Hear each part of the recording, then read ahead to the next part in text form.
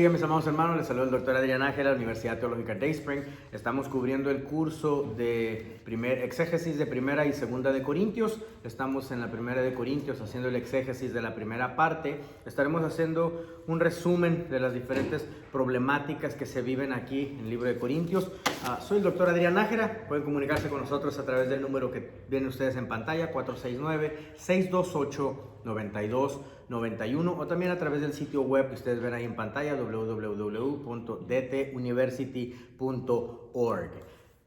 Segunda parte del resumen de Primera de Corintios. Dijimos en la introducción que se desglosa a través de 6 problemas principales, Primera de Corintios. Dijimos que de capítulo 1 a 2 se habla sobre la desunión congregacional, o también las divisiones que estaba sufriendo esta iglesia. Capítulos 2 a 4 se habla sobre la madurez espiritual. Capítulos 5 al 7 sobre la inmoralidad sexual. Capítulo 8 al 10 sobre las comidas. Capítulos 11 al 14 los comportamientos en las reuniones o en el culto.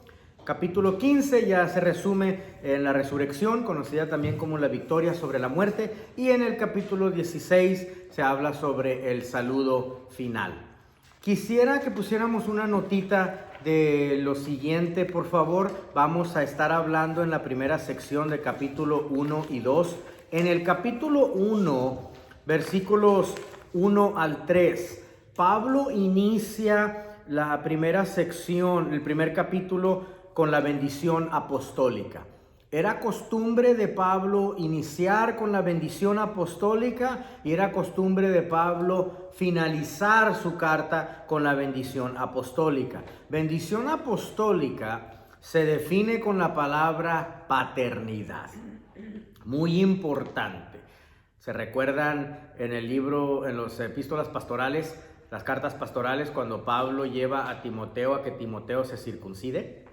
¿Sí? Y dijimos que solamente un padre biológico llevaba a sus hijos a circuncidar, pues Timoteo no era hijo biológico de Pablo. Entonces, si lo lleva a circuncidar es porque estaba dándonos el ejemplo de una paternidad espiritual sobre él. Entonces, Pablo inicia sus cartas con esta bendición apostólica por la razón número 1 de la autoridad, de decir, si viene de Pablo, si viene del apóstol, entonces es porque es una exhortación para que se corrijan. Es porque tiene que tener mi autoridad. Si Timoteo va enviado de parte del apóstol, háganle caso a Timoteo, obedézcanle, porque él lleva la autoridad del apóstol. Mi apostolado va con él. ¿Sí? Si va Tito a la isla de Cretas y lo mando con mi nombre del apostolado, es porque quiero que sepan que yo fui el que lo envié y le obedezcan a él. Pero también en este sentido, hijos míos, los voy a regañar, pero quiero que entiendan que es porque quiero corregirlos de la caminata extraviada en la que ustedes van encaminados, y quiero que corrijan su camino. Ese es el propósito detrás de la bendición apostólica de Pablo, que debe de tener como consecuencia reflejar la gracia del Padre que Jesús tuvo. Que el Padre tuvo gracia sobre nosotros al enviarnos a Jesús, y que esa gracia es gratis, que es un don de Dios inmerecido, y cuyo precio fue pagado por Jesucristo. Entonces, a pesar de los pecados que el pueblo pueda estar expresando, manifestando, hay gracia, pero tampoco la gracia es para ser corrompida, para ser abusada, como algunas de estas iglesias en ambientes paganos estaban abusando de la gracia. Vamos a atascarnos en el primer capítulo 1 y capítulo 2, que habla sobre la desunión congregacional. Ese es el tema de la primera problemática. Divisiones se presentan al principio del libro. Se presentan al principio del libro las divisiones, dado a que Pablo lo ve como una prioridad. Tenemos que hablar de este asunto. Se están dividiendo ustedes, la unidad entre los creyentes, y van a estar todos de acuerdo conmigo, es una gran prioridad. Fue una gran prioridad de nuestro Señor y Salvador Jesús. Es una gran prioridad de Él. Jesús mismo oró una oración personal al Padre. Anótenlo por favor en Juan capítulo 17 versículos 20 al 26.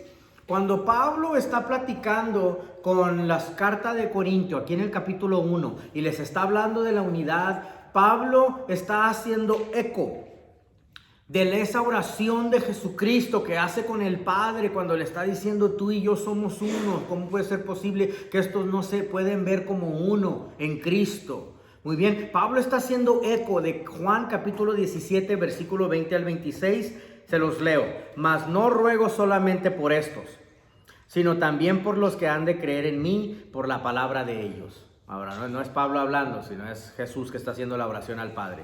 Para que todos sean uno, como tú, oh Padre, en mí y yo en ti.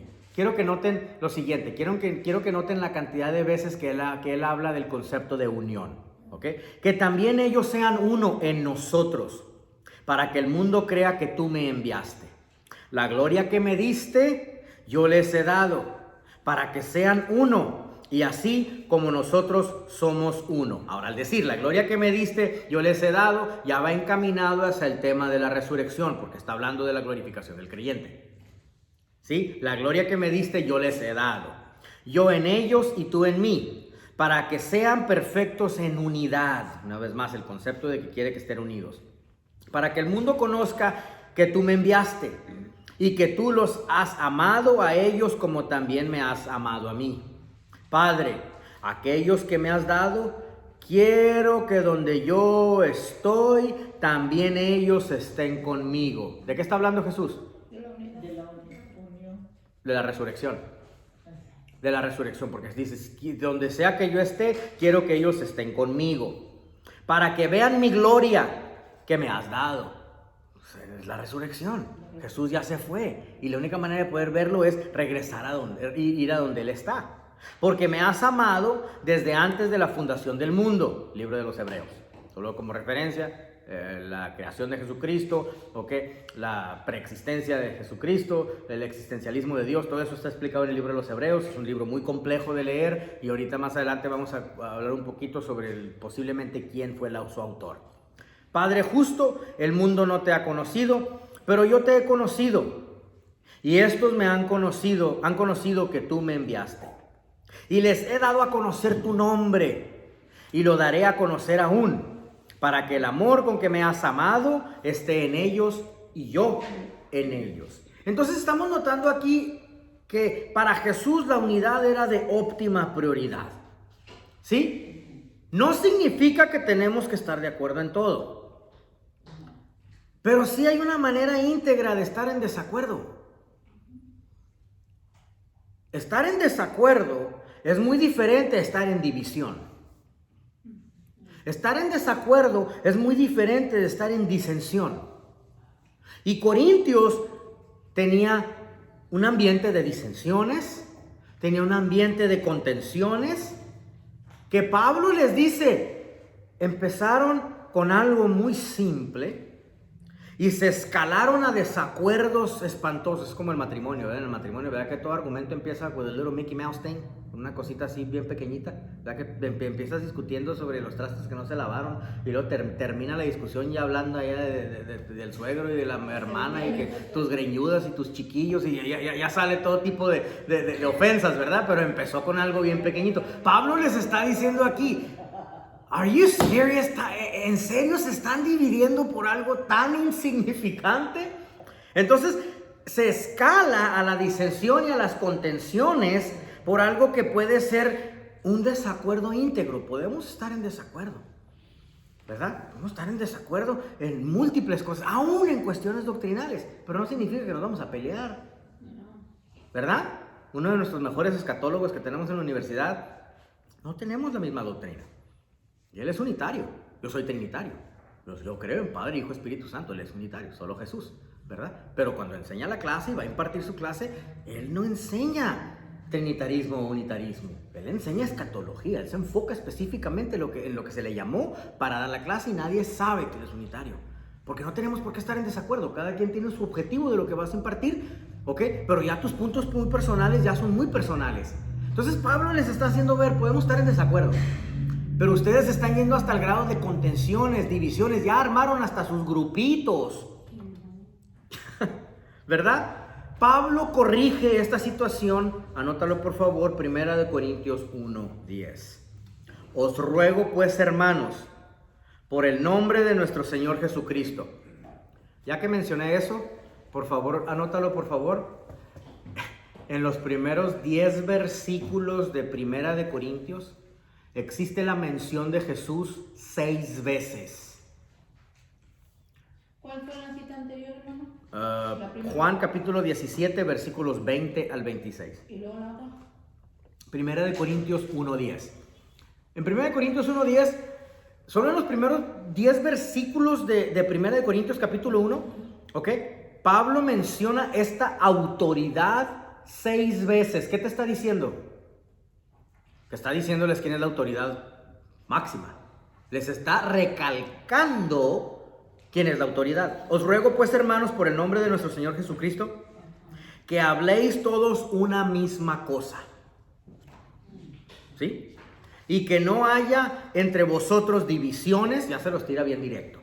Que no haya entre vosotros divisiones, sino que estéis perfectamente unidos en una misma mente y en un mismo parecer.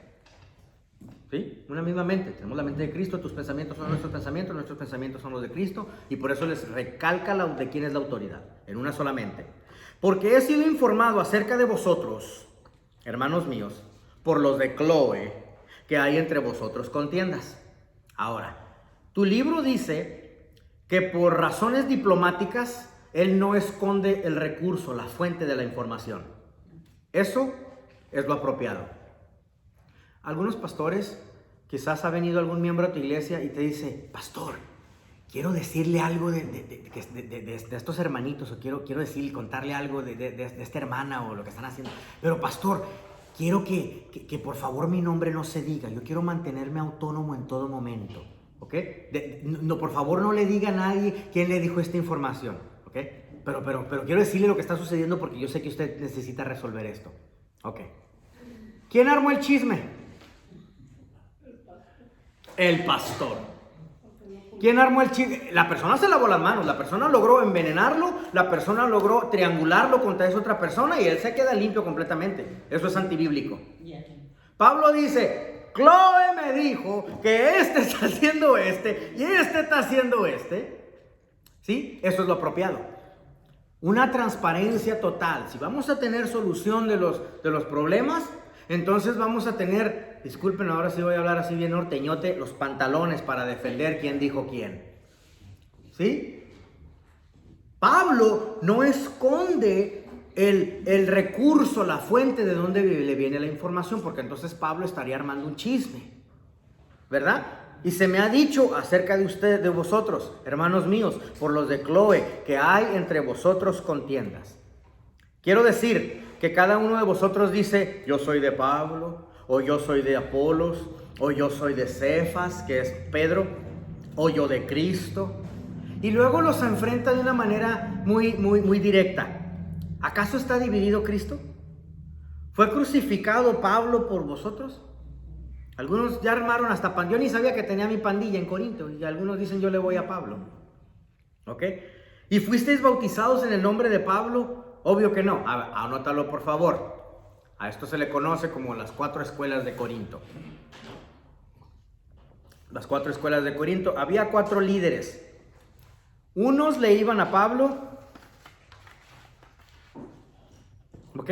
A Pablo. Unos le iban a Pablo. Se habían armado grupitos donde cada quien seguía su propio líder, su propio héroe, y tenían razones muy sustentosas el por qué le iban a ese líder. ¿Ok? Pablo es nuestro líder, él es el fundador de nuestra iglesia, nadie como Pablo. Pablo fue un judío rabínico, ¿ok? Fue un fariseo muy docto en la ley, predicaba en la sinagoga. Lo querían escuchar en la sinagoga, hablaba 4 idiomas el fulano, pero el Señor lo liberó después de ser un fariseo que era docto y un erudito en la palabra, en la ley. Fue de trasfondo tradicional, pero ahora es libre en Cristo. Queremos ser libres como Pablo. Tuvo su encuentro personal con Jesucristo. Vivió sus 4 meses tirado en aquella ciudad después de tener su impactante encuentro con Jesús cara a cara. Ustedes saben del encuentro que Pablo tuvo un encuentro. Fue el fundador de nuestra iglesia aquí en Corinto. Nos relacionamos con Pablo. ¿Verdad que será complicado ganarle ese argumento? Es muy complicado ganarle ese argumento, pues, sabiendo quién Pablo era. Y otros decían, yo le voy a Apolos, anota el otro.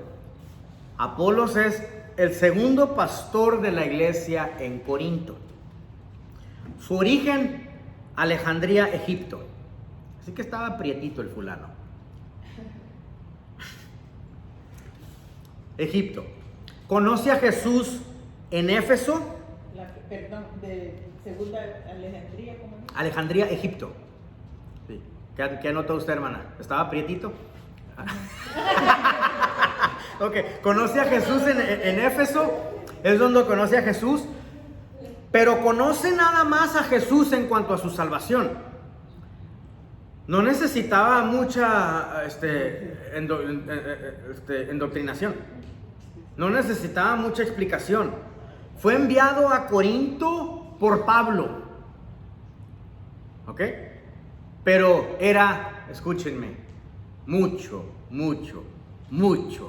más inteligente y elocuente que Pablo. Aún se cree que es el autor del libro de los Hebreos. No concuerda la escritura con Pablo del libro de los Hebreos. Es una escritura erudita. Desafortunadamente nuestra amada cultura latina desconoce el libro de los Hebreos porque tiene profundidades astronómicas, científicas, de los tiempos, tiene cosas de cuando Jesucristo fue creado, cuando los ángeles fue creados. Entonces no, y como nuestra cultura pues no es muy dada a querer investigar a ese grado, ¿ok? Hebreos tiene un libro, tiene un estilo de griego clásico muy avanzado, se llamaba the Classic Greek, el griego clásico. Enorme diferencia del griego galileo del pueblo. El griego galileo del pueblo es la chusma, como el libro de Juan, como los escritos de Pablo, ¿ok? Los escritos de Pablo los ama nuestra amada cultura latina, y lo digo porque pues aquí en la grabación toda Latinoamérica nos va a ver. Los ama nuestras, y aparte está en español, pues nadie más lo pudiera entender, ¿verdad? Nuestra cultura de habla hispana ama los escritos de Pablo porque nos gusta regañar, y Pablo era bien regañón. Pero llámalos a un estudio bíblico, ¿cuántos van a llegar? Va a llegar, exactamente, bien poquitos. Los latinos aman a Pablo, ese sí, pero el libro de los Hebreos no se meten a eso. No les gusta la profundidad en el estudio, pero sí les encanta regañar, ¿ok? Entonces, algunos se identificaban con Apolos porque según ese nos hace pensar. Ese es elocuente, ese nos desafía, ¿sí? Ahora, hay dos tipos de personas que se presentan a los institutos bíblicos. Los que verdaderamente quieren aprender, no tienes que anotar nada de esto, ¿okay? Los que valoran los procesos de Dios, los que no les molesta invertir su tiempo y su dinero en la transformación de sus vidas, esos son todos ustedes, los que se presentan a estudiar clase tras clase a través del tiempo. Y están los otros, los que dicen, ya le di vuelta a todo el Metroplex y ya conocí todos los otros eruditos y el profeta este y apóstol este y al otro, y he escuchado de Nájera. A ver, Nájera, a ver, impresióname. Sí, ¿verdad? ¿Verdad que hay muchos de esos? Esos eran los seguidores de Apolos, que nos aplica el día de hoy. Mientras haya una novedad, ahí los tienes sentados. Luego sale una nueva moda allá en Irving, en Grand Prairie, por allá por otra escuela que se abre ahí, de esas fly-by-night schools que tienen, que abren ahorita y cierran mañana, que de esas hay un montón en todo el Metroplex, ¿ok? Y abre una escuela por allá van siguiendo a ver quién los impresiona allá y corren para allá. Esos son los seguidores de Apolos. Los impresióname. Esto será que se conocen el nombre de cada evangelista, saben cada profeta, cada apóstol, cada teólogo de la fase del planeta, y te pueden decir, pues se la pasan viendo videos, se la pasan persiguiendo hombre. ¿Sí? Se la pasan persiguiendo hombres. Esos son los que saben de cada teólogo, cada profeta, acá, los impresiónames. ¿Sí? Esos son los seguidores de Apolos. Otros le iban a Pedro, anótalo ahí, que es Cefas. Es la otra escuela de seguidores de la iglesia. Pedro, trabajador, pescador, le gusta trabajar con sus manos. ¿Ok? ¿Quiénes son estos?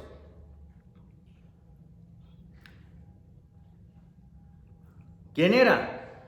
Es un trabajador, sí, trabaja duro, pastor, aviénteme ese saco de costal de papas en el lomo, yo me lo echo aquí, vamos a trabajar duro, vamos a hacer una barda aquí, todo el mundo, todos los hombres están tendidos, llama a esos mismos hombres a un estudio bíblico, ¿cuántos llegan? Porque no te quieren perfeccionar sus vidas. Es el trabajador, pero al mismo tiempo es bravucón. Estoy hablando de Pedro, ¿verdad? Son bravucones, son bravos. Entonces, es trabajador, pero ¿cómo gana su argumento de los seguidores de ellos? Si estos te van a decir, pero Pedro fue uno de los originales 12. Será muy apóstol tu Pablo, será muy filósofo tu Apolos, pero mi Pedro anduvo con Jesús. Exactamente. ¿Cómo ganas ese argumento? Si también estos le van a Pedro, porque Pedro anduvo con Jesús. ¿Verdad? Trabajadores, pastor, écheme un saco de cemento en el lomo, aquí todo el mundo quiere trabajar, sí, todo el mundo distribuye alimento, todo el mundo da donativos a la comunidad, para cargar, sí, todo el mundo se puede en nuestra cultura, ¿verdad? Pues pregúntales que te puedan dar una demográfica analista sobre su crecimiento en los pasados 5 años en su caminar en Cristo, cuál ha sido su avance, y te dicen, hermana, háblame en español, por favor. Ni entienden de qué les estás hablando, porque no tienen visión, no tienen manera de poder medir sus propias vidas en este caminar en Cristo. Hermana, ¿sabes hablar español? Sí, exactamente. Y luego tenemos el cuarto grupo, dímelo. Eso aplicaría a, no sé si estoy bien, aplicaría como lo que cuando Marta y María, que Marta se dedica a atender a la gente cuando Jesús llega a la casa.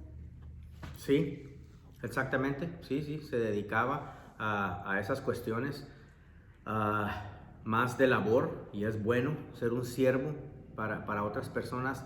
Sin embargo, está la parte del crecimiento del creyente.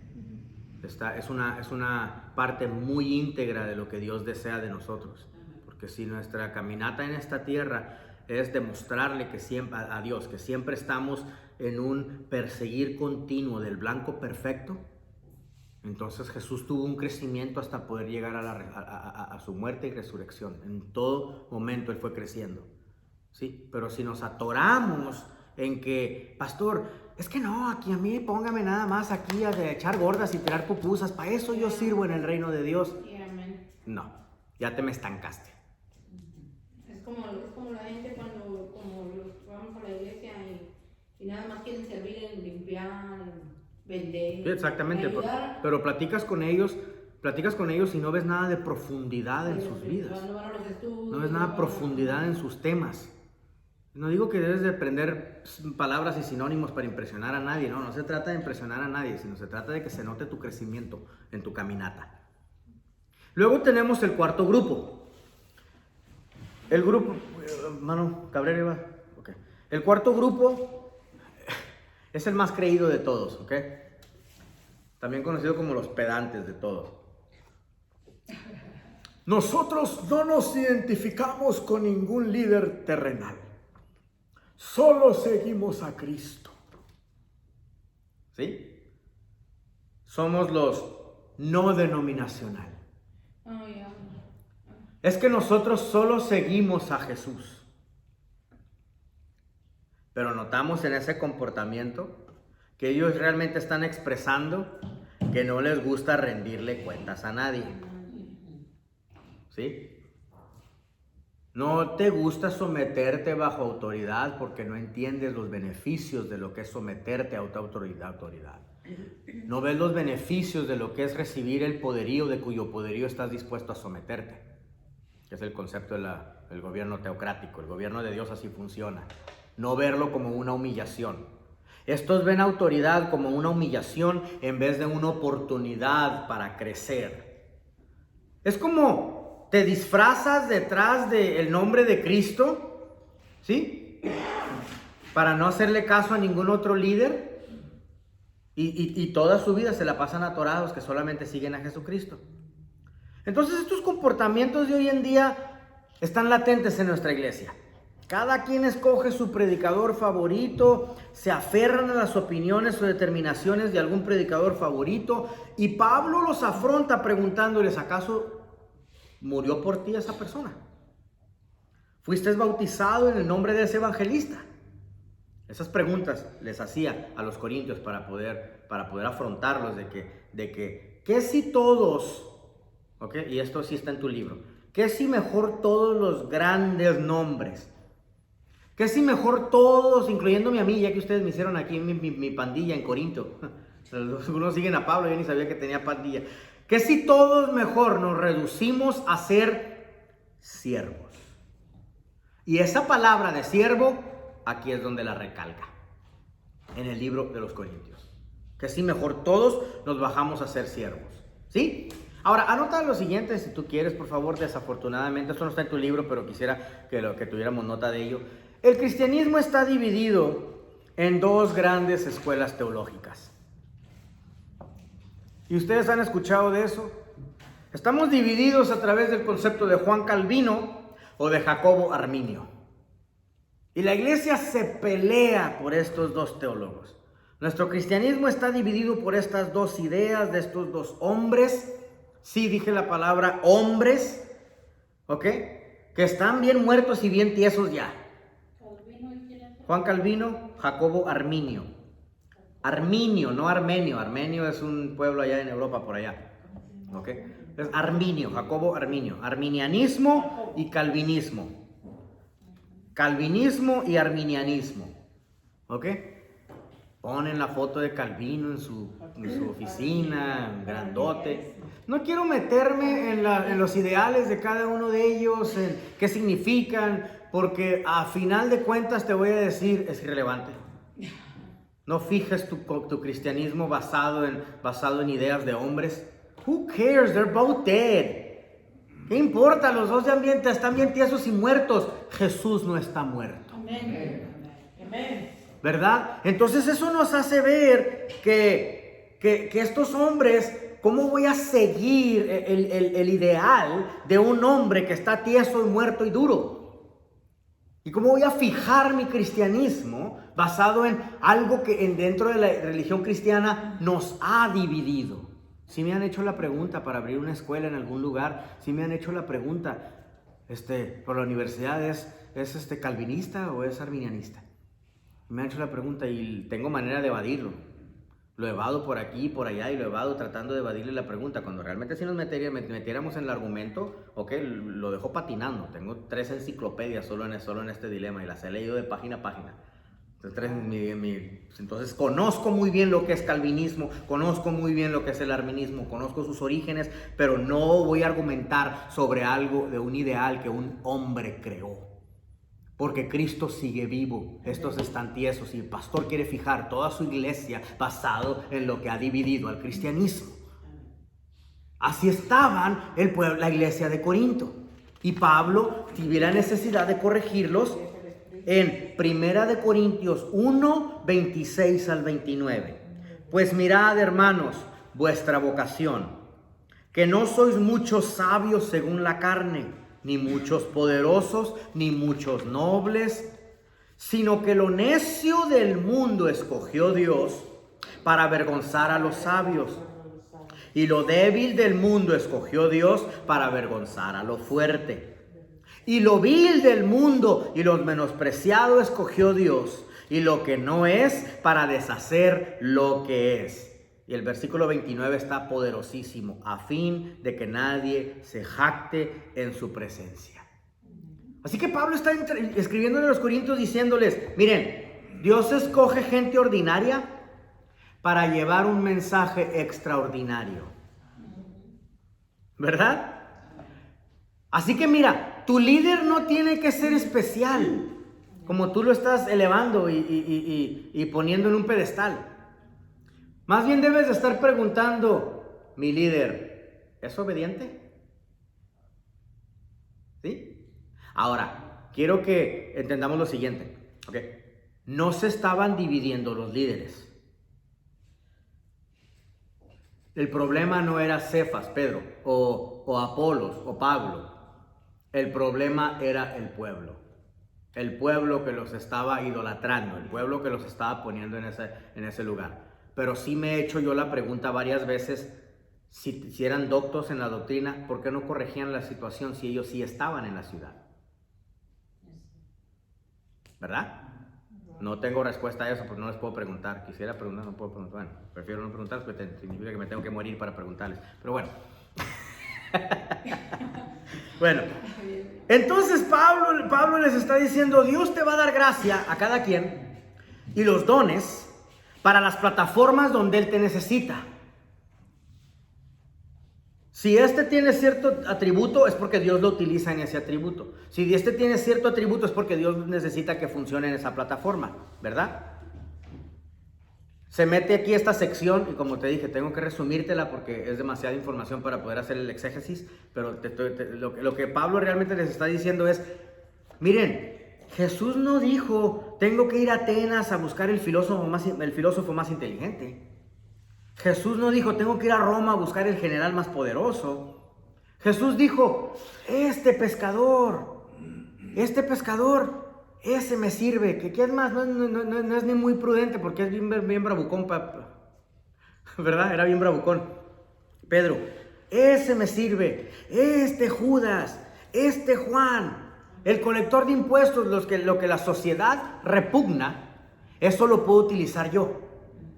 Entonces se mete esta sección hablando sobre las herramientas. ¿Ok? Las herramientas, piénsalo de esta manera. Piénsalo de esta manera. Así me gusta a mí verlo.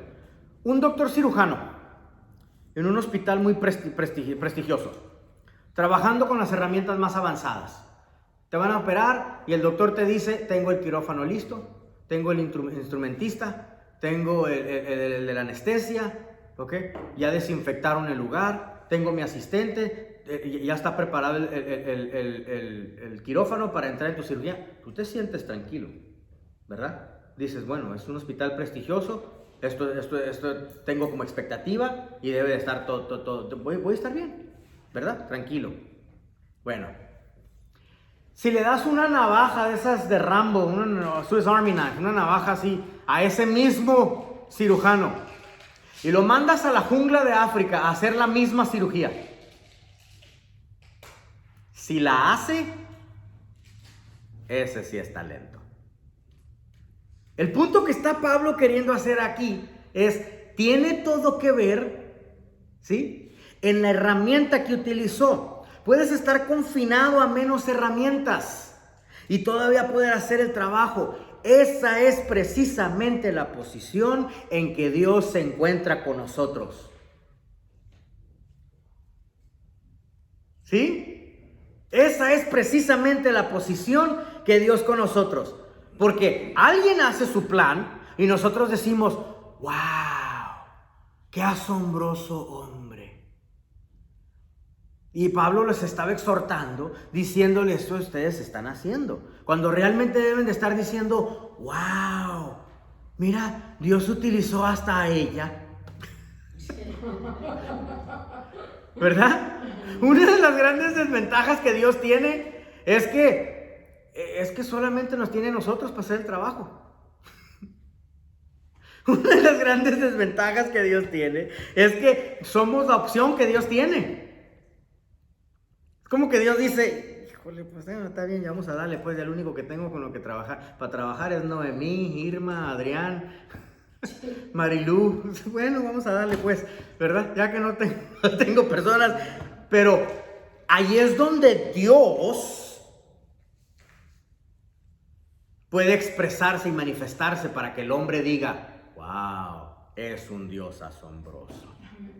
Pero les está corrigiendo a los corintios, diciéndoles, cuando Dios hace su obra, ¿por qué tienen ustedes los ojos en el lugar equivocado, viendo lo que el hombre hace?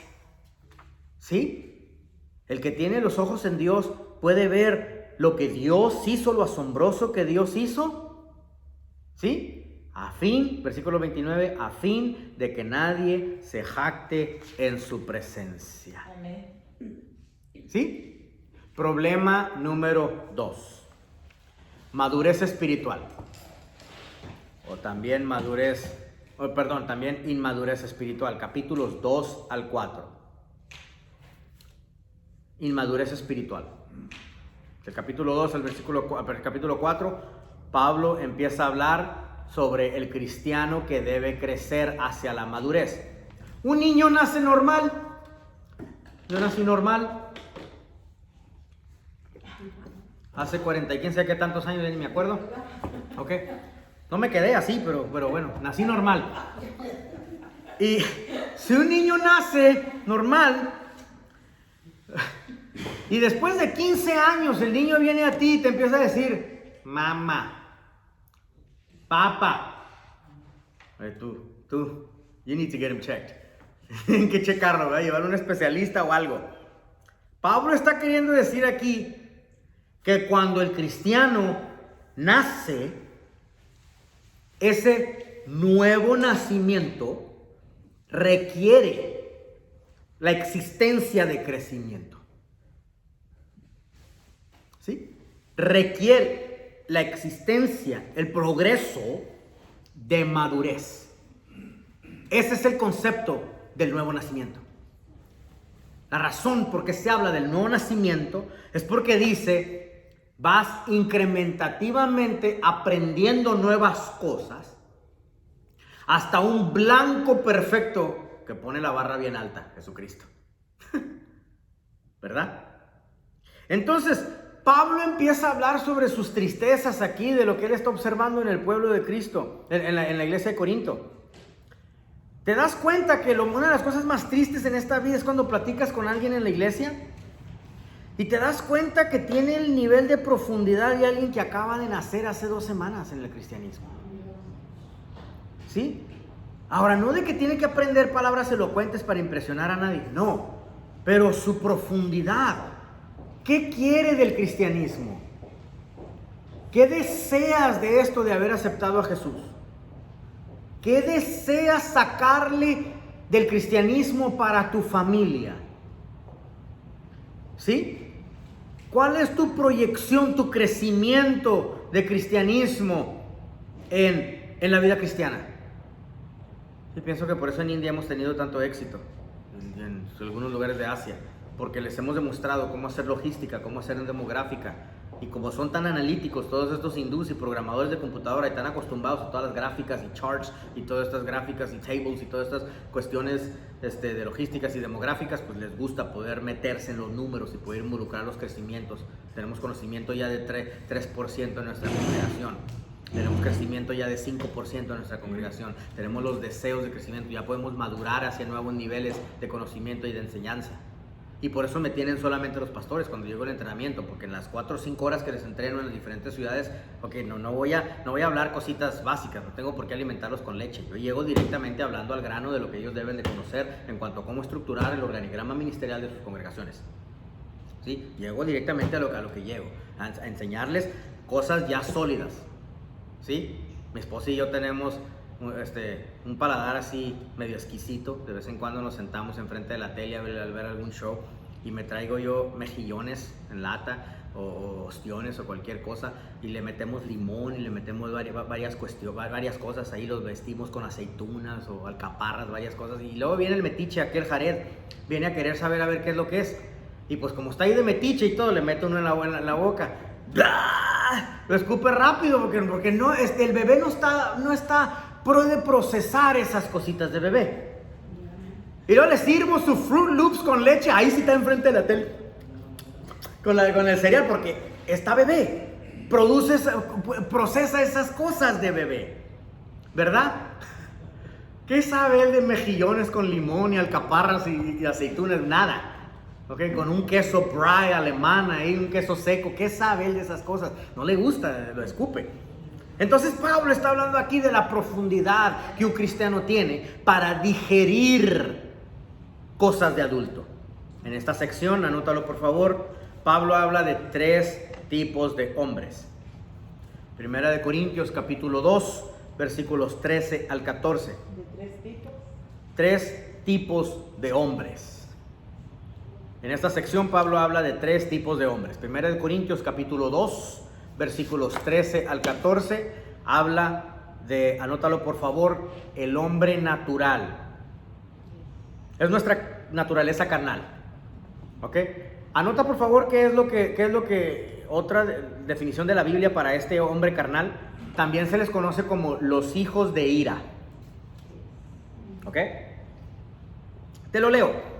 Lo cual también hablamos, no con palabras enseñadas por sabiduría humana, sino con las que enseña el Espíritu, acomodando lo espiritual a lo espiritual. Quiero explicarles un poquito sobre lo espiritual, ya se los he dicho en clases anteriores, pero quiero que lo conozcas. Aquí dice, sino con las que enseña el Espíritu, acomodando lo espiritual a lo espiritual. Mira mis dedos, por favor. La razón de tú ser un ser tripartito, espíritu, alma y cuerpo, es porque Dios te implantó un espíritu para poder tener ese departamento en ti con el cual Él se pueda comunicar contigo. ¿Sí? La razón de tu ser tripartito, espíritu, alma y cuerpo. Y nota también la prioridad en la que lo pone, porque cuando la Biblia te da un listado, el listado siempre viene incrementativamente o decrementativamente. De más importante a menos importante o de menos importante a más importante. ¿Sí? Entonces si te dice que tú eres tripartito, espíritu, alma y cuerpo, ¿cuál está mencionado primero? El espíritu. Entonces el espíritu es la prioridad. Y la razón de tú ser un ser tripartito de 3 partes, espíritu, alma y cuerpo, es porque Dios implantó esa parte en ti con la cual su espíritu iba a poder comunicarse. Dios es exclusivamente espíritu. ¿Sí? Bueno, entonces, sino con las cosas que enseña el espíritu, acomodando lo espiritual a lo espiritual. Pero el hombre natural, que es, anota por favor, pues se pone esa notita ahí por favor. Esto es el no salvo. ¿Ok? El no salvo. El hombre natural, es nuestra naturaleza carnal, como hijos de ira, no percibe las cosas que son del Espíritu de Dios, porque para él son locura y no las puede entender, porque porque se han de discernir espiritualmente. El hombre natural es gobernado por los apetitos de la carne. Este es el hombre natural, el no salvo. Eso lo controla, ¿ok? Solo eso conoce él o ella. Te doy un ejemplo. Mis amadas hermanas, te invitan a un baby shower por ahí. Baby shower, una despedida soltera, como sea. Tú como cristiana, te invitan a esa fiesta. Va a haber puros no cristianos ahí. ¿Verdad que te sientes incómoda por las frases y el lenguaje en el que ellas están comunicando? ¿Verdad que tú estás como, pero que no dentro de ti tú estás diciendo, pero aunque no sean cristianas, que no deben de ser por lo menos unas damas? Pero no lo son porque se están comportando, porque las controla los apetitos de la carne. Te sientes totalmente incómodo como cristiano en ese ambiente. Eres mujer y dices, sí, son mujeres, perfecto, pero aunque no sean cristianas, ¿cómo pueden estar pensando esas locuras? ¿Verdad? Pero esas son las cosas que las controlan. No captan las cosas espirituales. ¿En alguna ocasión has querido hacerle entender algo espiritual a algún terco no cristiano? ¿Algún terco? Le sacas cada argumento, cada tema, cada definición, cada explicación. Finalmente te frustras y le dices, ¿qué no ves? ¿Qué no entiendes? Y pues la respuesta más lógica a esa respuesta es, no. No tiene por qué entender. O tendrías expectativa que un ciego disfrute el sol. O tendrías expectativa que disfrute el atardecer o el salir del sol en la mañana. No. O que un sordo disfrute una buena música. No aprecian porque carecen las facultades para apreciarlo. ¿Sí? El hombre natural carece de las facultades espirituales para entender lo espiritual. Ese es el no salvo. ¿Sí? Entonces tenemos ahora Primera de Corintios, capítulo 2, versículo 15, anótalo por favor, la segunda persona, es el hombre sobrenatural.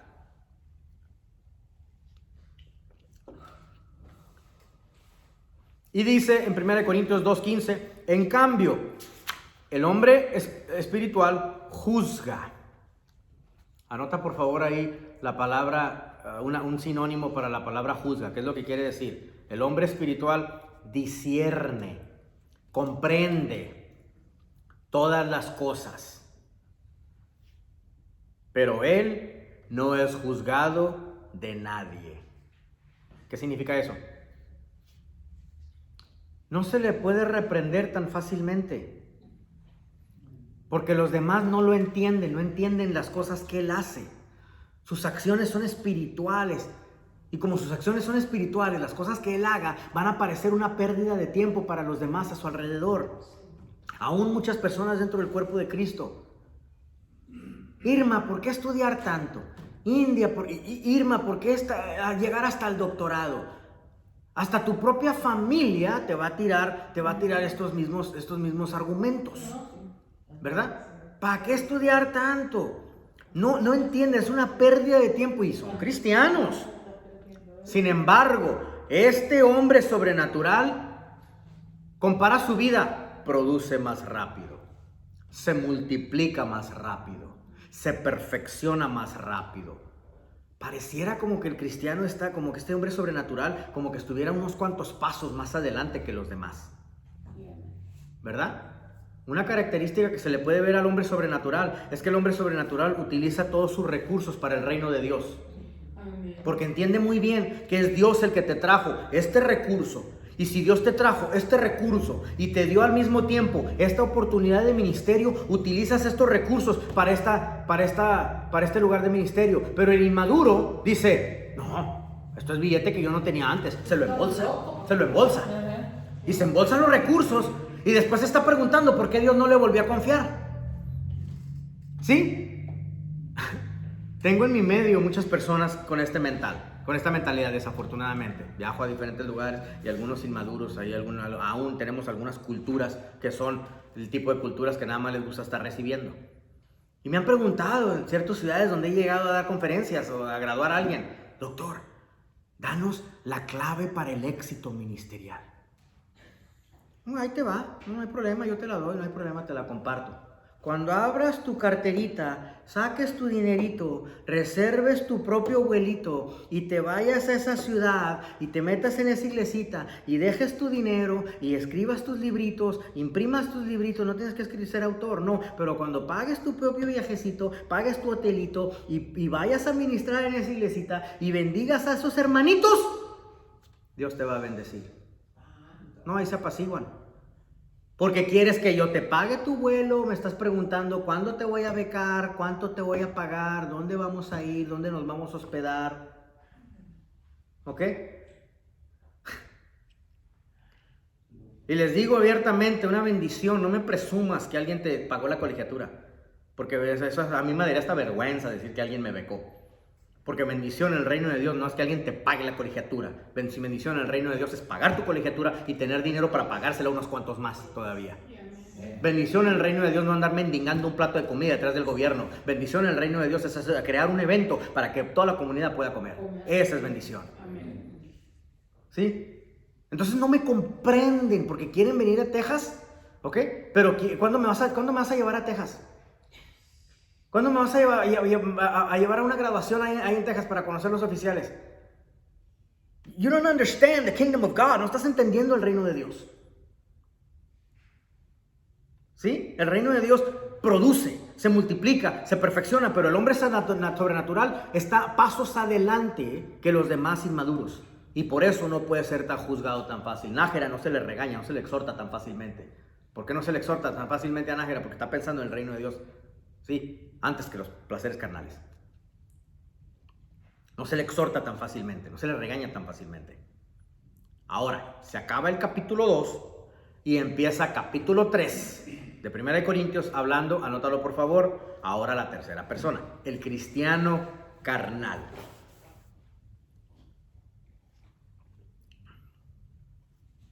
El cristiano carnal. Entonces ya dijimos, tenemos el salvo. Primero hablamos del no salvo. Y luego después hablamos del salvo, ¿verdad? El que acabamos de hablar. Y ahora tenemos la tercera clasificación, el cristiano carnal. Capítulo 3 empieza diciéndote: de manera que yo, hermanos, no pude hablaros como a espirituales, sino como a carnales. Les tengo que hablar como niños en Cristo. Os di a beber leche y no vianda. No les puedo dar sólido. ¿Sí? Porque aún no erais capaces. ¿Saben qué es vianda? ¿Una vianda? ¿Una vaina? Una vasija. Algo sólido. Eso es Algo sólido. Una vianda es como una... Sí, pero el capítulo... Sí, algo sólido. Porque aún no erais capaces, ni sois capaces todavía. ¿Sí? Mi hija todavía no le puedo dar sólido porque no tiene los 6 meses. Janel no tiene los 6 meses. No puedo comer, pero de vez en cuando me siento, Leti me regaña porque me siento con ella en la tele y estamos ahí enfrente de la televisión y como a Jarel le cortan las frutas, la pera o cualquier cosa y se la pongo en la boca. Janel, ella quiere comer, tiene 5 meses, ya quiere comer, se agarra de la naranja como si fuera el chupete, le quiere sacar todo el jugo. Y Leti me dice: no puedes todavía, no tiene los 6 meses. El pediatra te diría que no, pero ella ya quiere cosas sólidas. Pablo está hablando aquí que estos se les tiene que dar leche. Entonces, estos del cristiano carnal, estos sí nacieron de nuevo. Sí son salvos, pero están atorados. No están madurando al grado que deben madurar. ¿Sí? No conocen mucho, no pueden digerir mucho. El problema es que Pablo lo está haciendo ver como cuando intentas darles algo sólido, ¿verdad que nuestros hermanos se esconden detrás del servicio? Prefieren cargar los costales de papa en el lomo que perfeccionar sus vidas con estudio. ¿Sí? Cuando intentas darle algo sólido, no, huyen. Prefieren pasarse 40 años en la puerta del templo, abriéndole el templo, abriéndole la iglesia como quiera a la congregación, que perfeccionar sus propias vidas, que asistir a un estudio bíblico. Ni les interesa entender más. ¿Sí? Hablaba, que me perdonen los que escuchen la graduación en esto, que me perdonen las palabras que estoy por decir, pero... Había un sermón que prediqué en la convención de las Asambleas de Dios en San Diego, California. Un sermón. Leti me decía por adelantado: no te va a ocurrir predicar ese sermón. Y hablaba yo como fue hace 2 años, cuando Jared nació, cuando recién nació. Hablaba yo sobre el bebé, que lo estás tan emocionado esperando el bebé y lo quieres recibir y lo tienes 9 meses lo has esperado emocionado cuando va a llegar el bebé a tu casa y decoras la casa, lo arreglas, sea de niña o niño, como sea, le compras teteras, ya quieres vestirlo, estás emocionado, quieres jugar pelota con el bebé, estás pensando en su educación, le quieres abrir ya su cuenta bancaria, pero no te dejan hasta que tenga seguro social. Entonces ya había investigado yo todo tipo de cuentas bancarias, pues, de la universidad, y estás emocionado en recibirlo. Finalmente lo tienes en el hospital, estás en el hospital y el doctor te lo pone en tus manos, y cuando lo recibes en tus manos te das cuenta que ese ser solamente sirve para cagar pañales. Y pasan los meses y ese bebé sigue cagándola.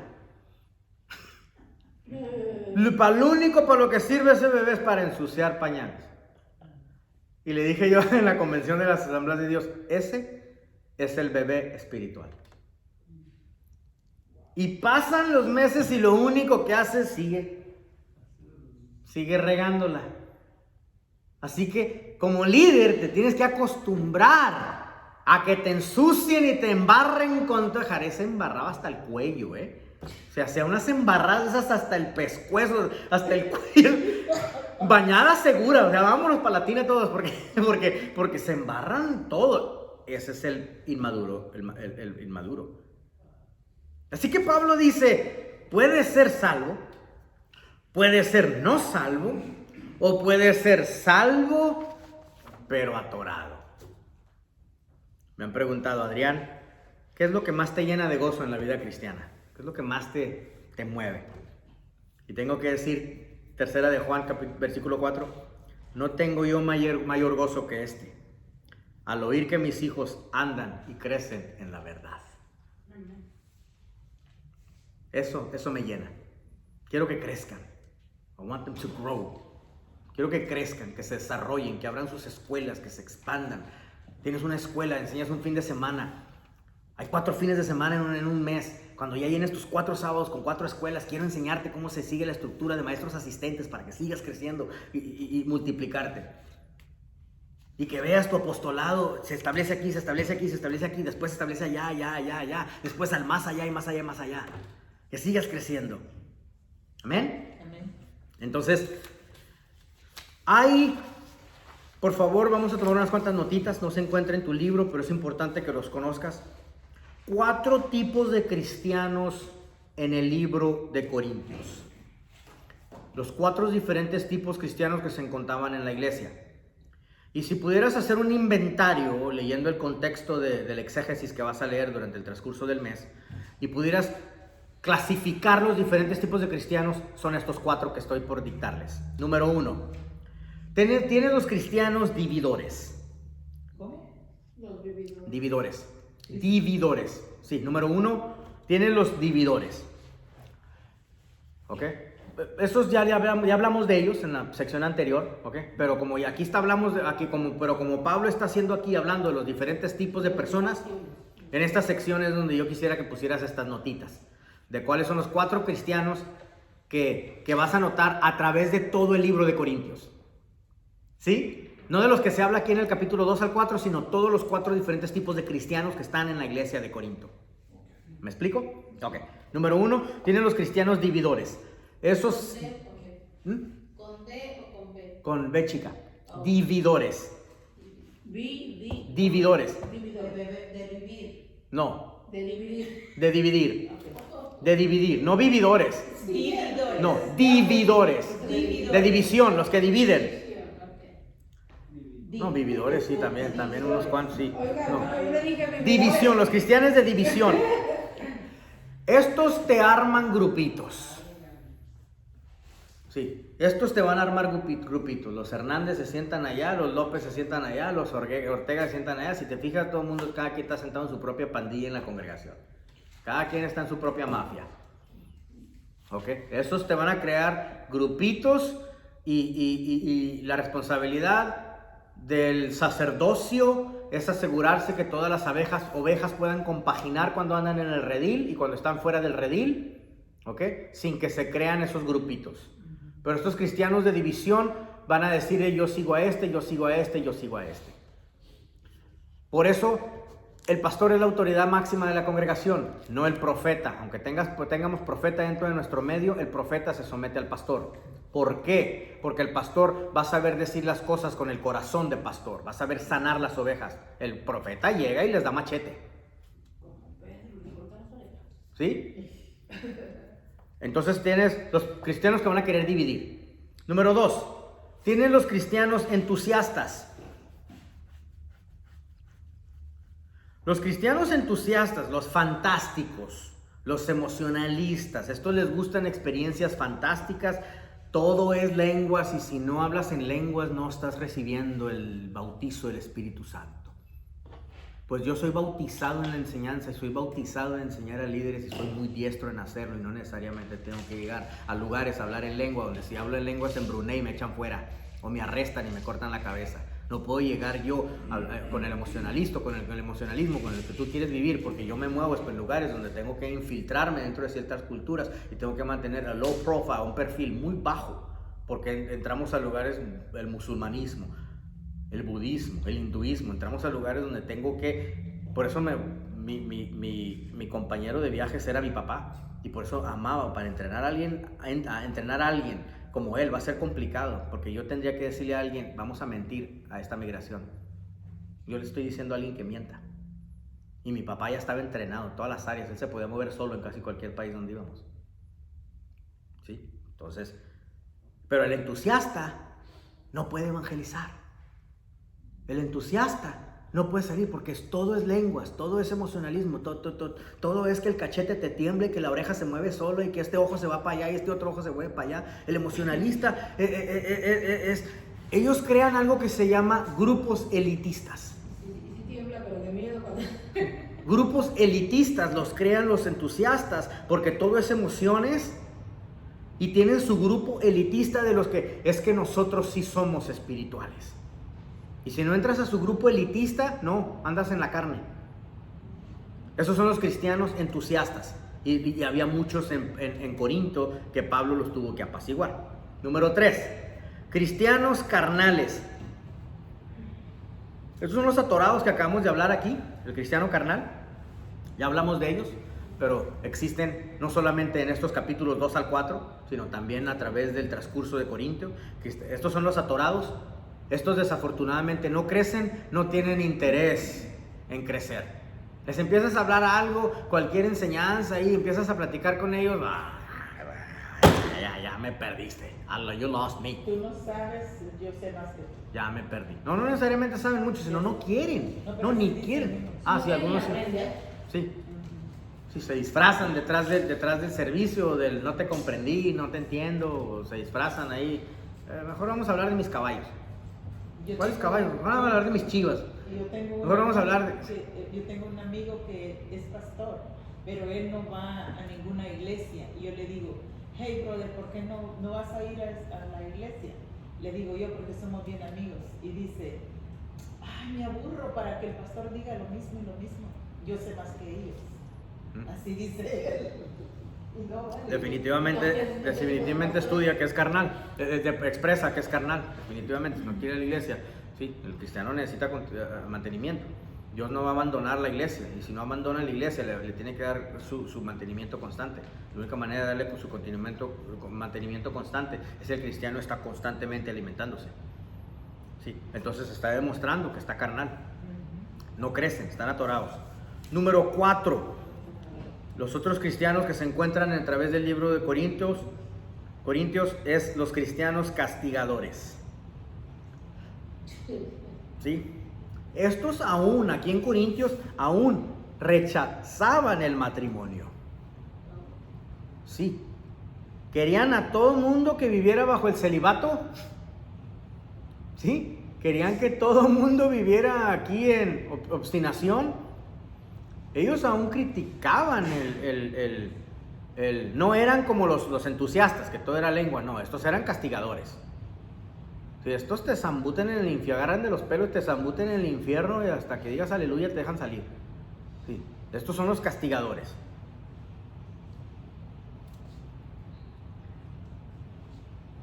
¿Te acuerdas que Pablo corrigió esta situación en las epístolas pastorales cuando sucedió en Timoteo? ¿Te acuerdas que él se fue a la antropología bíblica? ¿Te acuerdas que él se fue al libro de Génesis? Y les dijo, Dios creó el matrimonio, Dios lo hizo santo, Dios dijo que era bueno que el hombre no estuviera solo y le dio su pareja. Y explicó los animalitos, que cada quien tenía su pareja, los llevó al libro de Génesis.